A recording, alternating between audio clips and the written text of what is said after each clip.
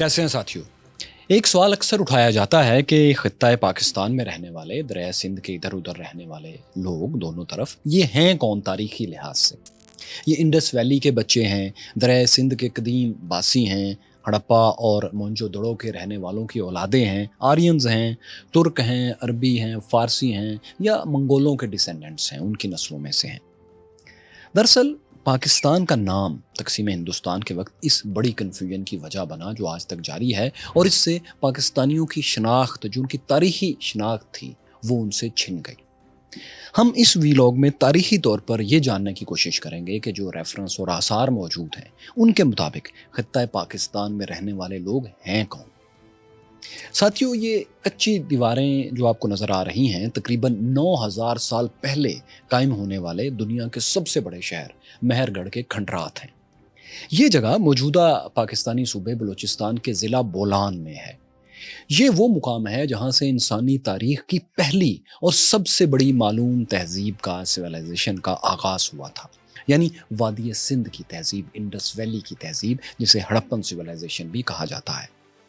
यहाँ से मेहरगढ़ से ये तहजीब, सिविलाइजेशन आगे बढ़ती है और मौजूदा पाकिस्तान और भारत के एक हिस्से तक फैल जाती है। तकरीबन 8,800,000 स्क्वायर किलोमीटर के इलाके में फैली इस तहजीब में 5 बड़े वसी और इस शहर थे और 2000 छोटे बड़े गांव और कस्बात थे। इन आबादियों में कम से कम 10 लाख लोग रहते थे। इस तहजीब को दरिया सिंध के बहते धारों ने पाला था। ये लोग पानी पर कश्तियाँ चलाते थे, खेत उगाते थे, मछली खाते थे, पक्के घरों में रहते थे, नहाने के लिए बड़े बड़े तालाब अलग से बनाते थे, दूर दराज इलाकों से तिजारत करते थे। ये मर्द औरत सब जेवरात पहनते थे। इनके कितने ही त्यौहार थे, त्योहारों में रक्स थे, रक्स करते मुजस्समे मिले हैं, यहाँ से ऐसी तस्वीरें मिली हैं मोहरों के ऊपर, जिनसे ये साबित होता है गर्ज के ये अपने दौर के मॉडर्न तरक्की याफ्ता लोग थे। हजारों बरस तक ये तहजीब फलती फूलती रही, लेकिन 3900 ईयर्स पहले न जाने क्या हुआ कि ये सब कुछ तारीख से अचानक गायब हो गया। पूरी सिविलाइजेशन कहीं खो गई। हड़प्पन तहजीब यूं गायब हुई कि 3500 बरस तक यहाँ के रहने वालों को ये भी नहीं पता था कि वो एक अजीम शान तहजीब के खंडरात के ऊपर खड़े हैं। हिंदुस्तान में कितनी ही दुनियाओं के लोग आए, चीनी आए, यूनानी, अरबी, अफगानी, अल्खानी, सभी आए, लेकिन ये तमाम लोग इस कदीम तहजीब की मौजूदगी से बेखबर रहे। हालांकि इस कदीम तहजीब के कुछ ना कुछ खंडरात तो लोगों के सामने थे, मुकामी लोग इन्हें देखते थे, लेकिन वो इनकी तारीखी अहमियत को नहीं समझ पाए थे। कोई इसे मुर्दों का टीला तो कोई इसे कदीम जिन्नात की बसाई हुई बस्ती समझता रहा था। इसी नासमझी और बेकदरी के बायस इसके दरो दीवार वक्त की गर्द में दफन होकर मिटते जाते थे। ताहम इससे पहले कि ये तहजीब, कदीम तहजीब के आसार चुपचाप वक्त का लिबादा ओढ़कर अपनी आखिरी निशानी भी ख़त्म कर देते, कुछ लोगों का ध्यान इन बचे कुचे खंडरात की जानिब ज़रा गहराई से चला गया। फिर उस दरियाफ्त के सफ़र का आगाज़ हुआ जिसने कदम कदम पर माहिरीन को हैरान किया। My curious fellows, Indus valley civilisation के जिस शहर को सबसे पहले दरियाफ्त किया गया था वो पंजाब में हड़प्पा का इलाका था। आप में से बहुत से लोग शायद हड़प्पा गए हों। ये पंजाब में साहिवाल के करीब ही वाक़या है। इस शहर की कुछ छोटी छोटी दीवारें और चंद एक दूसरे आसार ही आज बाकी रह गए हैं। ताहम 200 बरस पहले इस शहर का खासा हिस्सा सही सलामत था।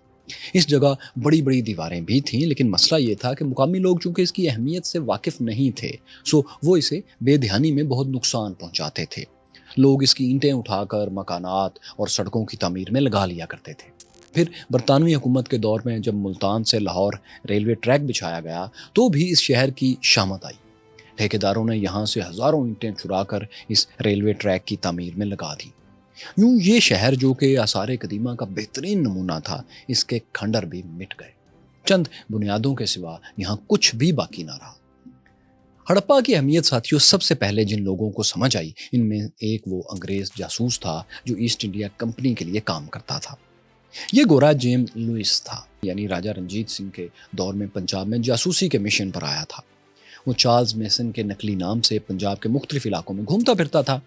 इसी सफ़र के दौरान वो एक बार हड़प्पा पहुंचा और वहाँ एक किले और कुछ इमारतों के आसार उसने देखे और ईस्ट इंडिया कंपनी को इसकी रिपोर्ट पहुंचाई।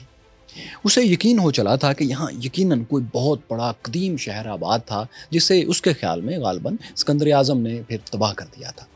इस जगह को मुकामी लोग हड़प्पा कहा करते थे, ये भी उसने रिपोर्ट में लिखा। हड़प्पा का ये नाम कैसे पड़ गया था, इस बारे में भी कई कहानियां मशहूर हैं।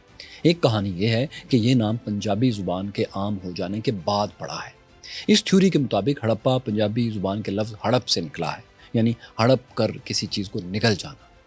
ये शहर वक्त के साथ तबाह हो गया था, इसलिए मुकामी लोग इसे हड़प कहने लगे थे, यानी ऐसा शहर जिसे तबाही ने हड़प कर लिया हो, जिसे बर्बादी निगल गई हो। कहते हैं कि हड़प ही बाद में बिगड़ कर फिर हड़प्पा बन गया। एक दूसरी कहानी ये है कि हिंदुओं की मुकद्दस किताब ऋग्वेद में हरियूपिया नाम के एक शहर का जो जिक्र है वो यही हड़प्पा था। बाद में हरियूपिया बिगड़ कर किसी वक्त किसी तरह हड़प्पा बन गया। आपको पता है ट्रांसलेशन में लहजे और तलफ़ुज़ बदल जाया करते हैं। बहरहाल दोस्तों, आज इन कहानियों में से किसी एक की भी तस्दीक या तरदीद मुमकिन नहीं है। साथियों, जेम्स लुइस उर्फ चार्ल्स मैसन वो पहला शख्स था जिसने ईस्ट इंडिया कंपनी के बड़ों की तवज्जो हड़प्पा की तारीखी अहमियत की तरफ दिलाई। लेकिन ईस्ट इंडिया कंपनी इस जगह कोई रिसर्च कंडक्ट उस वक्त नहीं कर सकती थी। जाहिर है, पंजाब पर तो उस वक्त राजा रंजीत सिंह की हुकूमत थी, उनकी इजाज़त के बगैर ये प्रोजेक्ट मुमकिन नहीं था, और अंग्रेज़ राजा रंजीत सिंह से अच्छे टर्म्स में नहीं थे। सो खुद से रिसर्च के लिए अंग्रेज़ों को तवील इंतज़ार करना पड़ा। 1839 में रंजीत सिंह की मौत हो गई। इसके तकरीबन 11 बरस बाद 11 ईयर्स के बाद 1849 में जब पंजाब पूरी तरह ईस्ट इंडिया कंपनी के कब्जे में आ गया तो अंग्रेज़ों ने इस शहर की तरफ तवज्जो दी। बरतानवी हुकूमत ने हिंदुस्तान की तारीख पर रिसर्च के लिए एक इदारा आर्कियोलॉजिकल सर्वे ऑफ इंडिया कायम किया। 1871 में अलेक्जेंडर कनिंघम को आर्कियोलॉजिकल सर्वे ऑफ इंडिया का पहला डायरेक्टर जनरल मुकर्रर किया गया। वो 1885 तक डायरेक्टर रहे। उन्होंने हड़प्पा की तारीख पर रिसर्च के लिए बहुत काम शुरू किया। अलेक्जेंडर कनिंघम के हुक्म पर हड़प्पा के खंडरात में खुदाई शुरू की गई, आर्कियोलॉजिकल रिसर्च शुरू की गई। इस खुदाई के दौरान एक ऐसी चीज़ मिली जिसने तारीख के बारे में बहुत बड़े बड़े नए इंकशाफात किए। इस चीज़ के बारे में कनिंघम लिखते हैं कि ये एक स्याह पत्थर पर बनी हुई सील मोहर थी। इस पर एक बैल की तस्वीर बनी थी, लेकिन इस बैल का कोहान नहीं था।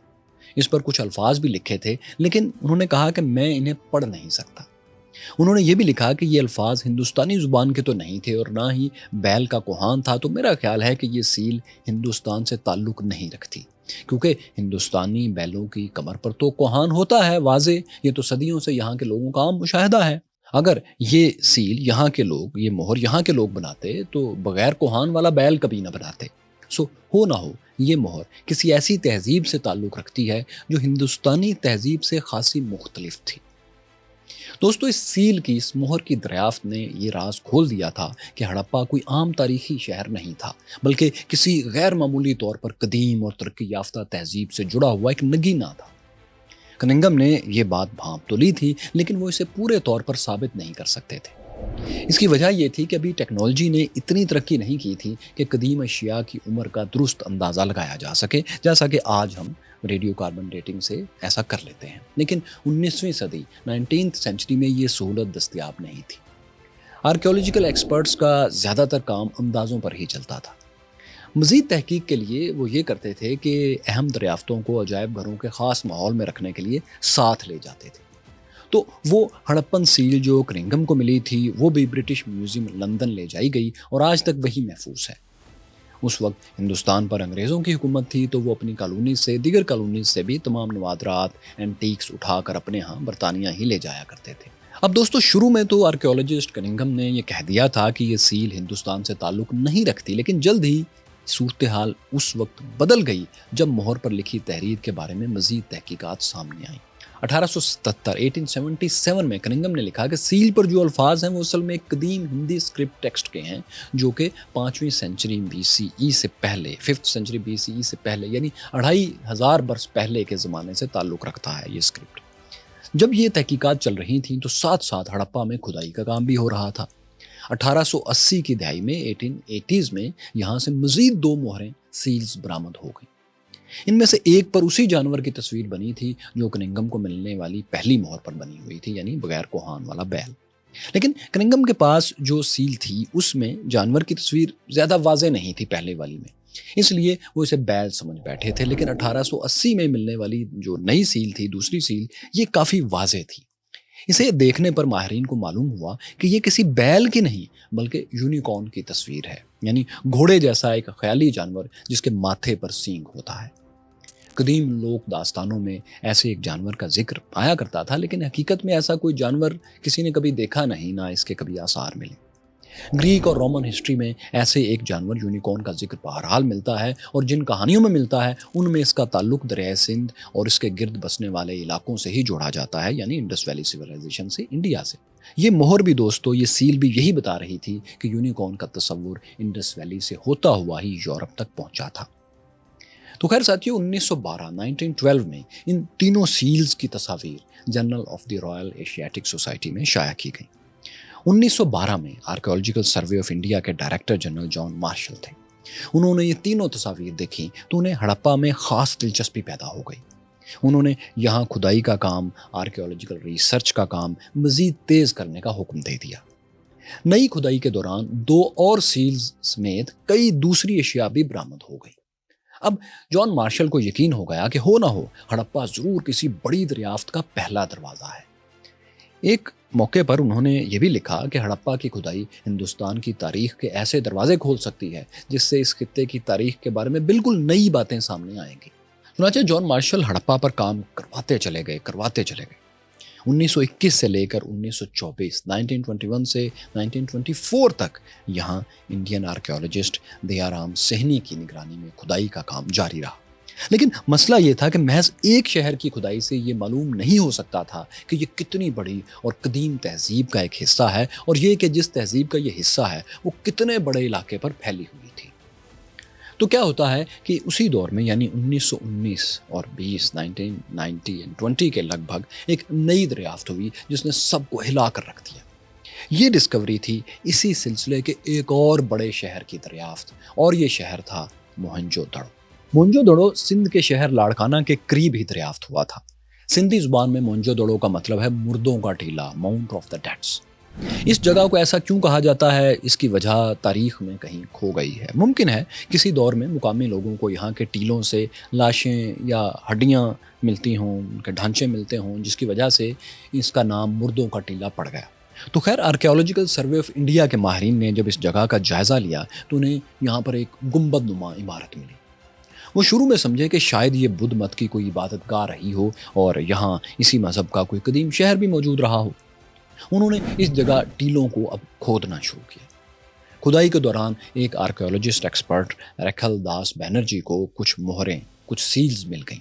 یہ بالکل ویسی ہی سیلز تھیں جیسی یہاں سے سینکڑوں کلومیٹر دور ہڑپا سے برآمد ہوئی تھیں، یعنی ان سیلز پر بھی وہی یونیکارنز بنے ہوئے تھے۔ اس دریافت نے تو چاروں طرف کھلبلی مچا دی ریسرچرز میں۔ ماہرین کو معلوم ہو گیا کہ یہ دونوں شہر تو کسی ایک ہی تہذیب کا حصہ تھے۔ جلد ہی آرکیولوجسٹ اس نتیجے پر پہنچ گئے کہ یہ تازہ دریافت ہونے والی تہذیب باقی ہندوستانی تہذیبوں سے کافی مختلف بھی ہے۔ باقی سے مراد کہ یہ بدھ مت یا ہندو مت جو کہ بعد میں آئی یا کسی دوسری قدیم معلوم سویلائزیشن سے نکلی ہوئی نہیں لگتی اور نہ ان کا حصہ معلوم ہوتی ہے۔ یہ بالکل جداگانہ انداز میں پروان چڑھی ہوئی لگتی ہے، کیونکہ اس کے آثار میں کوئی ایسا اثر نہیں تھا، کوئی ایسی نشانی نہیں تھی جس سے پتہ چلے کہ اس کی جڑیں کسی بیرونی یعنی ہندوستان کے باہر کی کسی جگہ سے آئی ہوئی ہوں، یا جو بعد میں تہذیبیں آئیں ان سے یہ ملتی ہو، یعنی ان سے قدیم ثابت ہو رہی تھی، یا پھر یہاں کی کوئی معلوم تہذیب اس کی ایوولوشن کا نتیجہ ہو، ایسا بھی نظر نہیں آ رہا تھا۔ ایسا لگتا تھا کہ یہ تہذیب مکمل طور پر مقامی لوگوں نے ہی پروان چڑھائی تھی، اور وہ بھی کسی بیرونی مدد کے بغیر۔ جان مارشل ساتھیوں وادی سندھ کی تہذیب کے گرویدہ تو ہو گئے تھے، لیکن جدید ٹیکنالوجی نہ ہونے کی وجہ سے وہ اس تہذیب کی درست عمر کا تعین نہیں کر پا رہے تھے۔ ان کا بس اندازہ تھا کہ یہ تہذیب کم از کم 3000 برس پرانی تو ضرور ہونی چاہیے، لیکن ان کا یہ اندازہ بالکل غلط تھا۔ بہت جلد ثابت ہو گیا کہ یہ تہذیب ان کے اندازوں سے کہیں زیادہ قدیم ہے۔ اب یہ اندازہ کیسے ہوا؟ تو ساتھیوں ہڑپا اور موہنجو دڑو کے بارے میں ریسرچ جب انٹرنیشنل لیول پر شائع ہوئی تو دنیا بھر کے ماہرین نے اسے بغور دیکھنا شروع کیا۔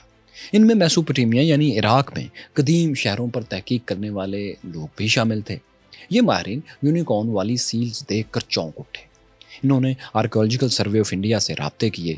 انہوں نے بتایا کہ ان سیلز سے بہت زیادہ ملتی جلتی سیلز تو عراق سے بھی ملی ہیں جو 4000 برس سے زیادہ پرانی ہیں.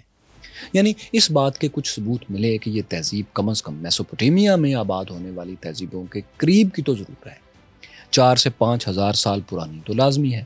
عراقی یعنی میسوپوٹیمین علاقوں میں جو تہذیبیں بسیں ان کے ماہرین نے تو یہ تھیوریز بھی پیش کر دی تھیں کہ شاید ہڑپا اور موہنجو-دڑو کو بسانے والے لوگ عراق سے گئے تھے.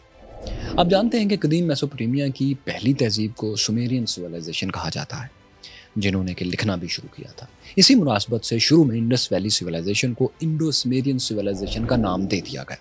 تاہم سومیرین سویلائزیشن کے ایک ایکسپرٹ آرنسٹ میکے ہندوستان آئے اور غالباً انہی کے کہنے پر جان مارشل نے انڈو سومیرین سویلائزیشن کا نام چھوڑ کر اسے محض انڈس ویلی سویلائزیشن کہنا شروع کر دیا. آرنسٹ میکے کی آمد انڈس ویلی سویلائزیشن پر ریسرچ میں ایک انقلابی سٹیپ تھا. انہوں نے 1926 سے 1931 تک موہنجو-دڑو میں بہت محنت سے کھدائی کروائی، آرکیولوجیکل ریسرچ کروائی. اس کھدائی کے دوران یہ شہر اپنی موجودہ شکل و صورت میں جیسا کہ آج آپ کو نظر آتا ہے وہ مٹی کے نیچے سے باہر نکل آیا، برہمت ہو گیا. جس حالت میں آج آپ موہنجو-دڑو کو دیکھتے ہیں وہ دراصل آرنسٹ میکے کی کوششوں کا ایک پھل ہے. یہ وہ شہر تھا ساتھیوں جس میں کہ گلیاں تھیں، سیوریج لائنز تھیں، دیواریں، سب کچھ موجود تھا جو ایک قدیم بھرپور شہر میں ہونا چاہیے. لیکن اس میں ان سب کے علاوہ دو اور بھی چیزیں تھیں اور یہ آئیکن تھیں. ساتھیوں یہ جو مجسمہ آپ دیکھ رہے ہیں اسے پریسٹ کنگ، پجاری بادشاہ کہا جاتا ہے. اسے 1920 کی دہائی 1920s میں موہنجو-دڑو سے نکالا گیا تھا. یہ مجسمہ اچھی حالت میں نہیں ملا تھا، اس کی حالت بہت خستہ تھی، اس کے بازو الگ ہو چکے تھے اور ناک بھی ٹوٹ چکی تھی، چہرے پر ایک بڑی سی خراش تھی. لیکن اس بچے کھچے ہزاروں سال پرانے مجسمے کی خاص بات یہ تھی کہ اس کے سر پر ایک تاج دکھائی دے رہا تھا. اس کے جسم پر لباس یوں تھا جیسے اس نے کوئی چادر یا شال اوڑھ رکھی ہو، اور وہ بھی پھولوں والی چادر جیسے کہ سندھی اجرک ہوتی ہے اس طرح کی. اس مجسمے کے لباس اور تاج سے ماہرین نے اندازہ لگایا کہ یہ مجسمہ ضرور کسی بادشاہ کا ہے یا کم از کم کسی بڑے پجاری کا تو ضرور ہے جو مذہبی رسومات کو لیڈ کرتا تھا. ان دونوں وجوہات کو ملا کر اس مجسمے کو ایک نام دیا گیا اور یہ نام تھا پریسٹ کنگ، پجاری بادشاہ. اگر آپ موہنجو-دڑو جائیں تو وہاں دوسرے نوادرات کے ساتھ اس پجاری بادشاہ کی نقلیں بھی عام فروخت ہوتی ہیں. اس کا ایک بڑا سا مجسمہ الگ سے بھی موہنجو-دڑو کی سائٹ پر اب نصب کر دیا گیا ہے جو ظاہر بعد میں بنایا گیا ہے. پجاری بادشاہ پریسٹ کنگ کے بعد موہنجو-دڑو کی دوسری اہم دریافت یہ تالاب تھا. یہ دنیا کے اولین نہانے والے تالابوں میں سے ایک ہے، غالباً سب سے قدیم. اس کی لمبائی تقریباً 39 فیٹ اور چوڑائی تقریباً 23 فیٹ اور گہرائی تقریباً 8 فیٹ ہے. تو خیر ساتھیوں، جیسے جیسے آرکیولوجسٹ موہنجو-دڑو شہر کا جائزہ لیتے رہے، تحقیق آگے بڑھتی رہی، ویسے ویسے اس کے کئی رازوں سے پردہ بھی اٹھتا چلا گیا. اگرچہ اس سے پہلے ساہیوال کے قریب ہڑپا شہر کی کھدائی بھی ہو چکی تھی، لیکن موہنجو-دڑو اس سے کہیں بہتر شکل میں محفوظ ملا تھا. چنانچہ ماہرین نے پہلی بار قدیم انڈس ویلی کے شہروں کی قریب ترین اصلی شکل دیکھنا شروع کی. صاف نظر آتا تھا کہ موہنجو-دڑو کو جس کسی نے بھی بسایا تھا بڑی پلاننگ کے ساتھ آباد کیا تھا. شہر میں بڑے بڑے گھر تھے، گلیوں کا جال بچھا ہوا تھا اور کنارے کنارے پکی نالیاں تھیں. گھروں سے اور شہر سے پانی نکالنے کا پورا ایک جیومیٹریکل بندوبست تھا. شہر کی مرکزی سڑک 11 میٹر 36 فٹ سے زیادہ چوڑائی رکھتی تھی. ہر گھر میں پانی کا ایک چھوٹا سا کنواں بھی موجود تھا. یہ نظام اپنے دور کا سب سے ترقی یافتہ سسٹم تھا، کیونکہ اتنے پرانے کسی تہذیبی آثار میں یہ سب کچھ اس طرح آج تک نہیں ملا تھا. دلچسپ بات یہ ہے دوستو کہ یہ نظام 4500 سال 4500 ایئرز گزرنے کے باوجود آج بھی کام کر رہا ہے. مثلا 2022 میں 2022 میں جب سندھ میں بہت بارشیں ہوئیں تو موہنجو-دڑو میں جمع ہونے والا پانی انہی قدیم نالیوں کے ذریعے آرام سے باہر نکل گیا. ماہرین کا ماننا ہے کہ انڈس ویلی سویلائزیشن کا سب سے بڑا شہر یہی موہنجو-دڑو تھا. اس کی آبادی مختلف اندازوں کے مطابق 40,000 سے 2 لاکھ تک رہی ہوگی. موہنجو-دڑو آج پاکستان کی قدیم تاریخ کی اہم علامت بن چکا ہے. پاکستان میں 20 روپے کے نوٹ پر جو تصویر ہے وہ دراصل موہنجو-دڑو ہی کی ہے. ساتھیوں، موہنجو-دڑو جو کہ دریائے سندھ کے قریب واقع ہے وہ بحیرہ عرب عریبین سی کے ذریعے عراق اور مصر کی تہذیبوں سے تجارت کرتا تھا. اس کا اشارہ موئنجو سے ملنے والے ایسے پتھروں سے ملتا ہے جن پر کشتیاں بنی ہوئی ہیں۔ عراق کی قدیم تحریروں میں ملوہا نامی ایک شہر کا ذکر ہے جو دور مشرق ایسٹ میں کہیں واقع تھا۔ ایکسپرٹ سمجھتے ہیں کہ یہ ملوہا اصل میں موئنجو ہی تھا۔ انڈس ویلی کی دیگر آبادیاں جو کہ 2000 سے بھی زیادہ تھیں، وہ اسی شہر کے راستے عراق اور مصر کو اپنا سامان بھیجا کرتی تھیں۔ انڈس ویلی سے قیمتی پتھروں کے ہار بھی عراق ایکسپورٹ کیے جاتے تھے جنہیں وہاں کے امیر ترین لوگ پہنتے تھے۔ قدیم عراقی شہر ار کے شاہی قبرستان سے ایسے ہار ملے ہیں جنہیں انڈس ویلی میں بنایا گیا تھا، کیونکہ ان پر ایسی علامتیں ہیں جو یہاں سے ملی۔ ہمیں آثار سے ساتھیوں صاف نظر آتا ہے کہ انڈس ویلی سویلائزیشن کے لوگ پڑھنا لکھنا بھی جانتے تھے۔ وہ اپنی مہروں سیلز پر الفاظ لکھتے تھے جو تصویروں کی شکل میں ہوتے تھے۔ ان تحریروں کو انڈس اسکرپٹ کہا جاتا ہے۔ یورپ، انڈیا، جاپان، چین، روس اور امریکہ سے کئی ماہرین اس انڈس اسکرپٹ کو پڑھنے کی کوششیں کر چکے ہیں، تاہم وہ ابھی تک ناکام رہے ہیں۔ صرف اتنا معلوم ہوا ہے کہ یہ رائٹنگ سٹائل اردو اور فارسی کی طرح دائیں سے بائیں، رائٹ ٹو لیفٹ لکھا جاتا تھا۔ انڈس ویلی سویلائزیشن کا ایک اور اہم پہلو ساتھیوں جو ابھر کر سامنے آتا ہے وہ یہ ہے کہ یہاں کے لوگ بہت پرامن تھے، کیونکہ اب تک ہونے والی کھدائی میں یہاں سے ہتھیار یا فوجی ساز و سامان نہیں ملا۔ کسی شہر میں حفاظتی دیواریں یا قلعے بھی موجود نہیں تھے۔ اس کے علاوہ کسی شہر میں کوئی عبادت گاہ یا محل نما عمارت بھی نہیں تھی۔ اس وجہ سے اس تہذیب کا حکومتی نظام بھی اب تک ایک راز ہے۔ مذہب کے بارے میں البتہ مجسموں اور سیل سے کچھ اندازے لگائے گئے ہیں۔ ایک مجسمہ ایک عورت کا ہے جس نے کئی ہار پہن رکھے ہیں اور سر پر تاج جیسی کوئی چیز ہے۔ یہ سمجھا جاتا ہے کہ شاید یہ کسی دیوی کا مجسمہ ہے۔ موئنجو سے ایک اور ٹوٹی ہوئی سیل بھی ملی ہے۔ یہ 3 چہروں والے ایک دیوتا کی تصویر ہے جو آلتی پالتی مارے بیٹھا ہے۔ اس کے نیچے ایک کلہاڑا یا ایک لکڑی نما چیز بھی رکھی ہے۔ اس کے سر پر سینگوں والا تاج ہے، جبکہ اس کے گرد کچھ جانوروں کی تصویریں بھی بنی ہوئی ہیں۔ یہ غالباً جانوروں کا ایک دیوتا ہوگا جس کی انہوں نے تصویر بنائی۔ ایک اور تصویر ایک پجاری کی ہے جو کسی دیوتا کے سامنے بیٹھا ہے۔ اسی طرح ایک مجسمہ ایک انسان کا ہے جو گھٹنوں پر ہاتھ رکھے یوں بیٹھا ہے جیسے عبادت کر رہا ہو۔ ان مجسموں اور سیلز سے یہ تو ثابت ہوتا ہے کہ یہاں کے لوگ کچھ دیوی دیوتاؤں کو مانتے تھے، مذہب کی کوئی شکل تھی۔ تاہم ان کی پوجا پاٹ کے، عبادات کے طریقے وغیرہ کیا تھے، ان کے تہوار کیسے تھے، یہ معلوم نہیں ہو سکا۔ دوستو 1947 تک انڈس ویلی کی ہندوستان میں 37 سائٹس دریافت ہو چکی تھیں۔ 47 میں پارٹیشن ہو گئی۔ اس کے بعد پاکستان اور بھارت میں اس تہذیب پر الگ الگ کام شروع ہوا۔ اس دوران دونوں ممالک میں 1000 سے زائد ایسی سائٹس، ایسے مقامات دریافت ہو گئے جو اس سویلائزیشن سے تعلق رکھتے تھے۔ تب یہ بات سامنے آئی کہ یہ تہذیب، یہ سویلائزیشن کم از کم 8 لاکھ مربع کلومیٹر کے علاقے پر پھیلی ہوئی تھی۔ ان 1000 میں سے 100 سے زائد سائٹس پر کسی حد تک کھدائی بھی کی گئی، آرکیولوجیکل ریسرچ کی گئی، جبکہ باقی سائٹس پر کھدائی ابھی باقی ہے۔ اب تک جو یہاں پر ریسرچ ہوئی اس میں قیمتی پتھروں کے ہار، برتن، خواتین اور مردوں کے مجسمے، کھلونا نما بیل گاڑیاں، بیلوں کی تصویروں والی سیلز، شطرنج جیسے کھیل کا سامان اور وزن تولنے کے لیے استعمال ہونے والے بارٹس بھی برآمد ہوئے ہیں۔ یہ سب چیزیں لندن، پاکستان اور بھارت کے عجائب گھروں میں محفوظ ہیں۔ ان میں سے کچھ اصلی ہیں اور کچھ چیزیں جو وقت کے ساتھ ضائع ہو گئیں، ان کی نقلیں، ان کے ریپلیکاز تیار کر کے رکھے گئے ہیں۔ ان سائٹس پر قبرستان بھی دریافت ہوئے ہیں۔ جب یہاں پر موجود قبروں کی کھدائی کی گئی تو کچھ جگہوں پر انسانی ڈھانچوں کے ساتھ برتنوں اور روزمرہ استعمال کی مختلف چیزوں کے آثار بھی برآمد ہوئے۔ اس سے معلوم ہوا کہ یہ لوگ مرنے کے بعد کی کسی نہ کسی شکل کی زندگی پر یقین رکھتے تھے، آفٹر لائف کا کوئی نہ کوئی تصور تھا۔ غالباً اسی لیے مردوں کے ساتھ کھانے پینے کے سامان سے بھرے برتن اور دوسری چیزیں دفن کر دی جاتی تھی تاکہ اگلی زندگی میں ان کے کام آئیں، ایسا وہ سوچتے تھے۔ ہڑپا میں قدیم قبرستان سے ملنے والے ڈھانچوں کی ہڈیوں اور دانتوں کے معائنے سے یہ بھی معلوم ہوا ہے کہ یہاں کے لوگوں کی اوسط عمر، ایوریج ایج 30 برس 30 ایئرز سے کچھ زیادہ ہوتی تھی۔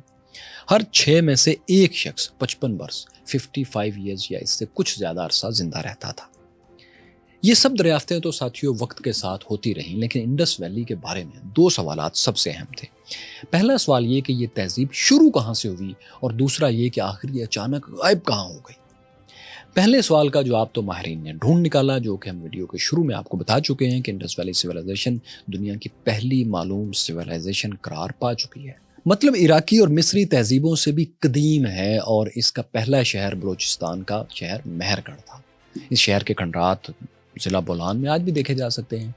یہ کیوں قدیم ہے؟ وہ اس طرح کہ عراق کے قدیم ترین شہروں میں سے سب سے پرانا شہر اور آج سے 5800 برس پہلے بسایا گیا تھا۔ اسی طرح مصر کا قدیم ترین دارالحکومت ممفس بھی 5100 برس پہلے کا ہے۔ ان سب کے مقابلے میں مہر گڑھ کی آبادی کے آثار 8 سے 9000 برس پرانے ہیں۔ اس شہر کی زیادہ سے زیادہ آبادی 20,000 تھی۔ مہر گڑھ کو 1972 میں ایک فرینچ ایکسپرٹ جین فرانسس نے دریافت کیا تھا۔ فرینچ آرکیالوجی ٹیمز نے یہاں سے برتن اور مجسموں کی شکل میں نوادرات کا ایک خزانہ برآمد کیا تھا۔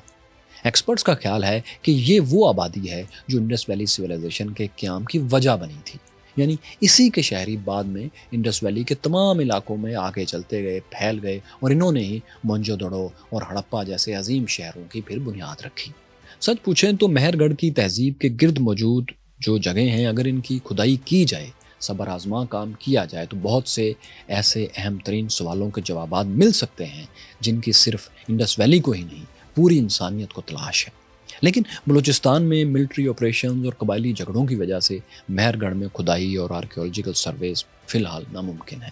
حکومت بھی اس کے لیے کوئی خاص کام نہیں کر رہی، اس پہ توجہ نہیں دے رہی۔ لیکن بات یہ ہے کہ انڈس ویلی کی سینکڑوں سائٹس میں سے کچھ بھارت میں بھی ہیں، ان پر بھی وہاں خاصا کام ہوا ہے۔ انڈین آرکیولوجسٹ اور ہسٹورینز بھی انڈس ویلی سویلائزیشن کو 8 سے 9000 سال پرانی تہذیب ہی مانتے ہیں۔ ان ہسٹورینز نے انڈین ریاست ہریانہ سے ملنے والی کچھ قدیم اشیاء کا جائزہ لیا۔ وہ بھی اسی نتیجے پر پہنچے کہ انڈس ویلی کم از کم 8000 برس پرانی تہذیب ہے۔ مطلب اس کا آغاز معلوم کھنڈرات کے مطابق مہر گڑھ سے ہوا اور پھیلتے پھیلتے یہ 8 لاکھ مربع کلومیٹر تک وسیع ہو گئی۔ اس کے مقابلے میں مصر اور عراق کی تہذیبیں آپ جان چکے ہیں کہ زیادہ سے زیادہ 5 سے 7000 برس پرانی ہیں۔ یہ کہنا بڑی حد تک درست ہوگا کہ معلوم قدیم ترین انسانی تہذیب دریائے سندھ کے گرد پیدا ہوئی تھی۔ اگر آپ پاکستان کا نقشہ دیکھیں تو آپ کو نظر آئے گا کہ اس کے درمیان سے دریائے سندھ ایک ریڑھ کی ہڈی کی طرح گزرتا ہے۔ پاکستان اور انڈین پنجاب دراصل دریائے سندھ کی تہذیب کے وارث ہیں، وہی تہذیب جسے قدیم زمانے سے ہند یا ہندوستان کہتے تھے۔ یوں ساتھیوں، پہلے سوال کا جواب تو ماہرین نے ڈھونڈ نکالا کہ انڈس ویلی سویلائزیشن کا آغاز کہاں سے ہوا تھا، یعنی مہر گڑھ اس کی شروعات تھی۔ لیکن دوسرا سوال کہ انڈس ویلی سویلائزیشن ختم کیسے ہو گئی، اس سوال کا جواب ابھی تک پردے میں ہے۔ یہ تاریخ کے ان رازوں میں سے ایک راز ہے جو اہرام مصر کی تعمیر سے بھی بڑے راز کی شکل میں موجود ہے۔ انڈس ویلی کے کچھ ماہرین اندازہ لگاتے ہیں کہ کئی برس تک بہت کم بارشوں سے خشک سالی آئی، یعنی دنیا کا موسم بدلا اور یہ تہذیب ختم ہو گئی۔ اس تھیوری کو ڈرائی سیزن تھیوری کہا جاتا ہے۔ کچھ کے خیال میں سینٹرل ایشیا کے راستے ہندوستان آنے والے آرینز نے اس تہذیب کا خاتمہ کر دیا۔ کچھ ایکسپرٹس کو لگتا ہے کہ جنگلات کی بے تحاشا کٹائی اور دریاؤں کے راستے بدلنے سے یہ تہذیب تباہ ہوئی، کیونکہ لوگوں نے یہ جگہ چھوڑنا شروع کر دی تھی اور دوسرے علاقوں میں جا کر بسنا شروع کر دیا تھا۔ اس تھیوری کو زیادہ وزن نہیں دیا جاتا۔ ہاں، ایک اور تھیوری یہ ہے کہ اس علاقے میں ایک سرسوتی دریا بہتا تھا جس کے کنارے یہ سویلائزیشن پروان چڑھ رہی تھی، لیکن 4000 برس پہلے موسموں میں کسی بڑی تبدیلی کے باعث یہ دریا سوکھ گیا، جس سے انڈس ویلی میں فصلوں کو بے تحاشا نقصان پہنچا اور یہاں سے لوگوں نے رفتہ رفتہ ہجرت اختیار کر لی، مائگریشن کر لی، وہ مختلف دوسری جگہوں پر جا کر آباد ہو گئے۔ ساتھیوں، آپ کے ذہن میں رہے کہ جب ہم کہتے ہیں کہ فلاں سویلائزیشن ختم ہو گئی تو اس سے یہ مراد نہیں ہوتی کہ وہاں رہنے والے تمام لوگ اچانک مر کھپ گئے، ختم ہو گئے۔ اس سے مراد یہ ہوتی ہے کہ یہ لوگ یا تو ہجرت کر کے کہیں اور چلے گئے یا پھر ان سے زیادہ ترقی یافتہ یا وائلنٹ لوگوں نے آ کر انہیں شکست دے دی۔